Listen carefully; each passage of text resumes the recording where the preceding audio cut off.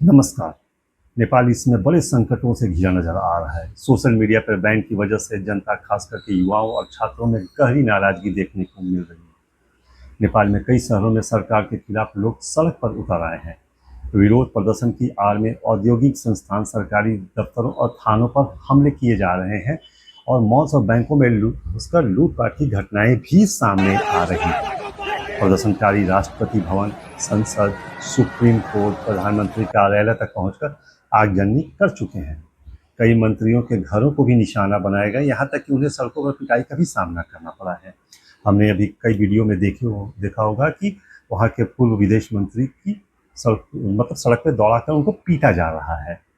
लेकिन ये विद्रोह क्यों हुआ? क्या इसके पीछे ये जनरेशन जेन जी, वहाँ पे एक टर्म दिया गया जो 1997 से 1912 के बीच में जो भी जन्मे हैं इस दौरान में 15 साल के कार्यकाल में, उनको एक जनरेशन जी कहा गया जो कि सोशल मीडिया पे बहुत एक्टिव होते हैं। तो क्या ये जो सारा मुहिम है, क्या ये 26 सोशल मीडिया को बैन करने के कारण ही हुआ, या इसके पीछे बहुत बड़ा कारण और भी है जो कई दशकों से चला आ रहा है? वैसे तो ये जो प्रदर्शन हुआ है वो एक चिंगारी के तौर पे काम किया, लेकिन बारूद कई सालों से जमा हो रहा था। इस चिंगारी को भड़काने में जिन दो लोगों का सबसे महत्वपूर्ण व्यक्ति के तौर पे नाम आया है, उसमें बालेन शाह, जो काठमांडू के मेयर हैं और एक नेपाल के मशहूर रैपर हैं। तो ऑब्वियस है कि जो छात्र हैं, युवा हैं, उनसे बहुत जल्द कनेक्ट हो जाते हैं और उनकी पोस्ट को भी लेकर खास करके सरकार के खिलाफ बहुत सारे पोस्ट वो जो कर रहे थे, एक असंतोष था जनता में, वो भी एक चिंगारी के तौर पे काम किया। दूसरे शख्स हैं हामी नेपाल संगठन के को फाउंडर, जो कि एग्जैक्टली आप उनको 2015 से ही हम लोग जानते हैं, जब वो एक भूकंप आया नेपाल में और सोशल क्राउज के कारण बहुत सारे लोगों को उन्होंने जोड़ के एक हामी नेपाल संगठन बनाया है। ऐसे व्यक्ति सुदन गुरंग, ये 36 साल के हैं और इन्होंने भी युवाओं को साथ में जोड़कर इस मुहिम में एक बहुत बड़ा योगदान बनाया है। ये तो ऐसे दो लोग हैं जो इस मुहिम में एक चिंगारी का काम किया। लेकिन क्या ये जो चिंगारी बनी, जेन जी आज जो प्रोटेस्ट कर रहा था, क्या वो प्रोटेस्ट केवल सोशल मीडिया बैन के कारण था?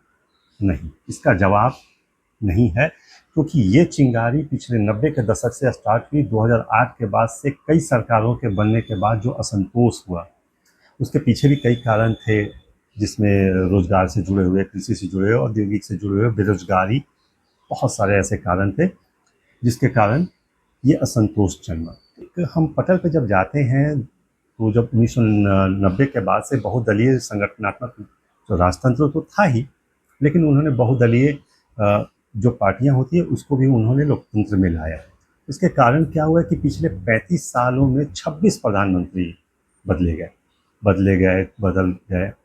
और इस बीच में क्या हुआ कि बहुत सारे मशरूम की तरह, मतलब स्टार्टिंग में शुरुआत के दौर पे तो कुछ पार्टियां थी, उनसे टूट के बहुत सारी पार्टियां बनी और ये सारी पार्टियां कुछ कुछ सीटें लेकर आके, जब भी चुनाव होता था तो सीटें लेकर आ जाते थे, एक कोलिशन गवर्नमेंट बनाते थे। वो कोलिशन गवर्नमेंट हमेशा से अनस्टेबल रहा। अब इसके कारण पिछले, मैंने जैसा बताया आपको कि मतलब 35 सालों में 26 सरकारें बन चुकी हैं। इसका एक प्रत्यक्ष उदाहरण ये देख सकते हैं कि 2008 में जब लोकतंत्र आया और राजतंत्र समाप्त हुआ, उस समय संविधान बना 2008 में और सारे संविधान के तहत कार्य स्टार्ट हुआ, चुनाव हुए। लेकिन ये चुनाव में कभी भी कोई भी एक पार्टी बहुमत में नहीं आई, उसे हमेशा किसी दूसरी पार्टी की बैसाखी की जरूरत पड़ती ही थी। इसको एक परिप्रेक्ष्य में देखें कि पिछले 10 सालों में जो सरकारें बनी हैं, 7 सरकारें बन चुके हैं और इस 7 सरकार में 3 आदमी ही प्रमुख थे। खास करके 3 राजनीतिक दल को हम लेते हैं तो नेपाली कांग्रेस, नेपाल कम्युनिस्ट पार्टी एकीकृत मार्क्सवादी लेनिनवादी, जिसे हम नेकपा और एमाले कहते हैं, तथा नेपाल कम्युनिस्ट पार्टी माओवादी केंद्र।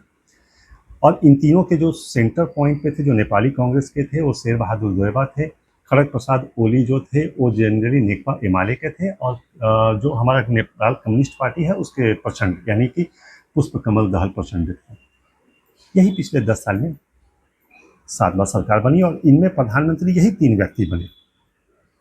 अब जब भी सरकारें चुनी जाती थी, विपक्ष में ये होते थे, वोट लेते थे, लोगों को लगता था कि इस बार हम इस सरकार को हटा के दूसरी सरकार को लाएंगे। लेकिन जब चुनाव हो जाता था, सीटें आ जाती थी, तो पार्टियां मिलकर आपस में कोलिशन कर लेती थी। एक दूसरे के भ्रष्टाचार को भी वो दबाती थी, क्योंकि सरकार ऐसे ही चल रही थी।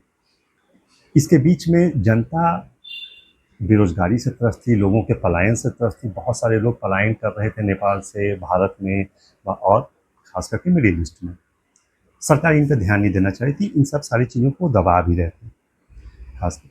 इसी बीच में जो सरकारी अफसर थे, जो सत्ता में बैठे हुए सांसद थे, प्रतिनिधि थे, खास करके केंद्र में और प्रांत में, उनके परिवार एक बहुत कहें तो एक अच्छा खासा धन अर्जित किया उन्होंने, और उसको उन्होंने जनता के बीच में दिखाना भी स्टार्ट किया। उनके बाल बच्चे जो छोटे, उनके जो किड्स थे, खास करके जो टीनेज एज में थे, उन्होंने अपने लेविस स्टाइल, एक आलीशान स्टाइल को सोशल मीडिया पे जब शेयर करना स्टार्ट किया, तो नेपो किड के नाम से भी एक हैशटैग चला, जो कि इन युवाओं में एक विद्रोह की भावना को जन्म दिया कि बच्चे जो नेताओं के बच्चे हैं, ब्यूरोक्रेट्स के बच्चे हैं, वो तो बहुत आलीशान ज़िंदगी जी रहे हैं, लेकिन नेपाल के लोग उस चीज़ को भुगत रहे हैं। युवाओं में बेरोजगारी, नौकरी का कमी होना, पढ़ाई लिखाई, बहुत सारी चीज़ों का पलायन, एक दंश जो था वो कहीं ना कहीं एक रोष पैदा कर दिया लोगों में कि वो आगे बढ़कर इस चीज़ को विरोध करें। कई बार विरोध को दबाया भी गया।